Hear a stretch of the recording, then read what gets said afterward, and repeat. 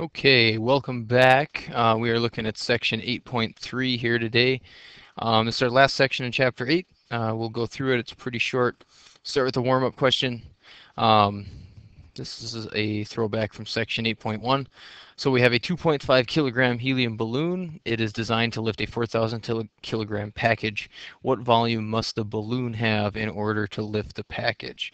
Okay, so we're going to use our equation that buoyant force is equal to the weight that it is lifting, the force of gravity. In this equation, we are given the mass of the package that is trying to lift and also the mass of the balloon. So in order to find the gravitational force, we're going to have to add both of those masses.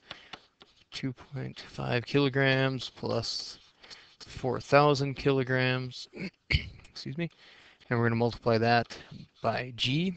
Okay, remember buoyant force is equal to the mass of the fluid displaced times gravity. Okay, that's the weight of the fluid. Remember, we can substitute this mass for the density of the fluid times the volume of the fluid that is displaced. Okay, we're going to have to go with that equation there. So we'll take G times the density of the fluid. Okay, the density of the fluid in this problem is going to be air, not helium. Okay, remember, the fluid always is referring to what is outside of the object. Okay, in this example, our object is the balloon. Outside of the balloon is air. Air has a density of 1.29. I'm going to times that by volume, which is our unknown we're trying to solve for. G is on both sides of the problem. We can cancel that out. So we get 1.29 times the volume is equal to 4,002.5 kilograms. So your answer, the balloon must have a volume of 3102.71 meters cubed. Remember, volume is a cubed unit. Okay, hopefully that went well. We'll continue to get some practice with these types of problems so we get better with them. All right, so section 3 is called fluids in motion. What we're going to do is we're going to look at the motion of fluids using the continuity equation, and we're also going to recognize the effects of Bernoulli's principle on fluid motion. Pretty short. Okay, basically fluid flow.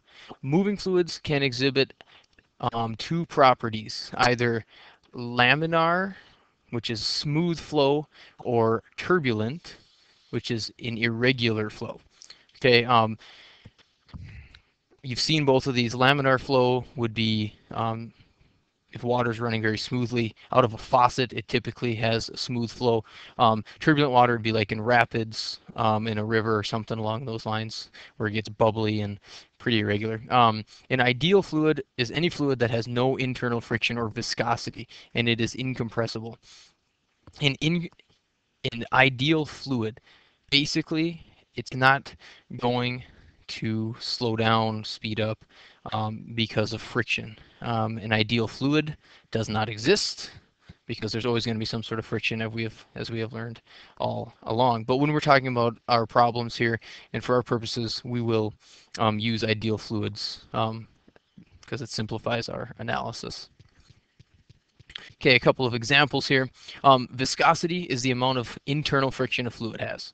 Okay, if something has a low viscosity, it describes a fluid that flows quickly and freely. Okay, water is a fluid that has a low viscosity, flows easily, while a high viscosity fluid describes a slower flowing fluid, like honey. Okay, honey moves very slowly. Viscosity, you may have heard or seen it on some types of motor oil. Okay, the viscosity on there, like 10W30, that talks about the viscosity of it. 10 weight is more viscous than 5 weight. That's why you use 5 weight in the winter usually. So anyway, and then there's two types of flow. The smooth flow, laminar flow here. The water particles are moving in a straight direction, all pretty basic. Turbulent flow like that. Um, laminar flow is really important in water fountains, things like that, where they have those arches and that sort of thing. Those are always pretty cool. And then again, bubbling rapids would definitely be an example of turbulent flow. Okay, now the principles of fluid flow. The continuity equation is right here, and it explains it's a result from the conservation of mass. And we could go through and derive this from our conservation equations from before, but we're not going to go ahead and do that. Basically, what you just need to know is that the area and the volume are important to how a fluid moves. Okay, in our diagram right here, the area, as the area is smaller, the volume or the velocity is going to increase. That's like a little bit of a confusing part here. This v, you'll notice, is lowercase. That is representing velocity. So smaller area is going to generate a faster velocity.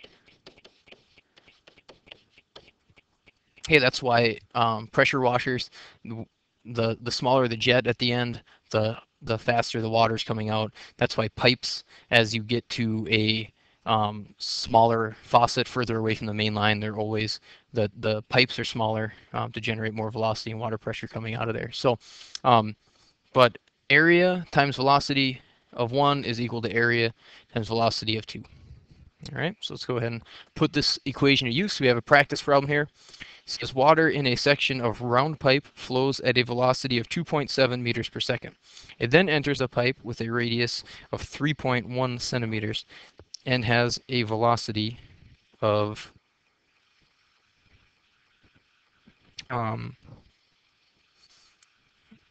has a velocity of 1.8 meters per second. So first thing we're going to have to do is you're going to have to find the area. Since it's a round pipe, we're going to look for the area of our known pipe, and it has a radius of 3.1 centimeters. Okay, we want to get that into meters right away. So we know that that is going to be 0.031 meters. Okay, now area of anything round is going to be pi r squared. So we have a radius here, so we're going to square that and multiply it by pi. Okay, this gives us a value of 0.003 meters squared. Okay. Our equation, remember, is A1 times velocity 1 is equal to A2 times velocity 2. So we got our area is 0.003 meters squared, and the velocity at that pipe is where are we?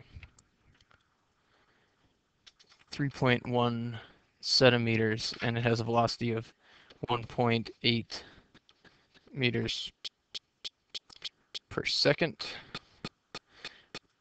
Right? And that is equal to A2, which we are trying to find, times our second velocity, which is 2.7 meters per second. Okay, so just a little bit of cross multiplication there.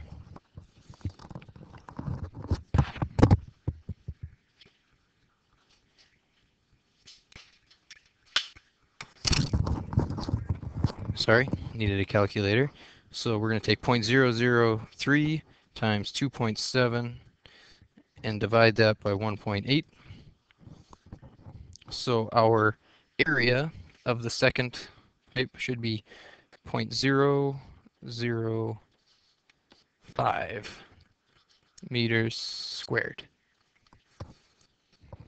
And it should make sense that the area is larger than, oh no, seems like I messed up my problem. Well, that's the way that would work. Typically, if with a larger area, you should have a smaller velocity. I worded that wrong in my problem. I apologize for that. But that's the way that'll work out. Last thing is Bernoulli's principle. Okay, Bernoulli's principle is basically it states that the pressure in a fluid decreases as the fluid's velocity increases. Okay, so the faster a fluid is moving, the less pressure it has. Okay, this actually is what creates lift in airplanes. An airplane's wing always has this sort of teardrop shape where it is more rounded on the top and then flatter on the bottom. Okay, and what this causes is faster moving air along the top. Okay, the air along the top of a wing moves faster than the air on the bottom of the wing. And what that causes is an area of low pressure from above, which causes pressure from below to push up, and that causes lift. That's Bernoulli's principle. It's the same reason why if two semi-trucks drive past each other, or if you drive past a semi-truck, and you feel your car sort of get pulled towards it, that's because the air moving between the two vehicles is a lot faster. So it has a low pressure in there, and it actually wants to pull you towards the truck. So you're not just imagining that, that's actually happening. So that is a sort of example of Bernoulli's principle there.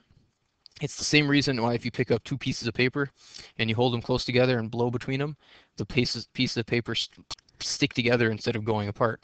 Bernoulli's principle, the air is moving faster inside the paper than outside, and it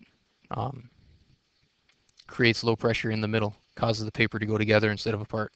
I was going to demonstrate that for you, but it would just sound like me blowing into the microphone. So you can try that on your own. Okay, that's it. That's all we got.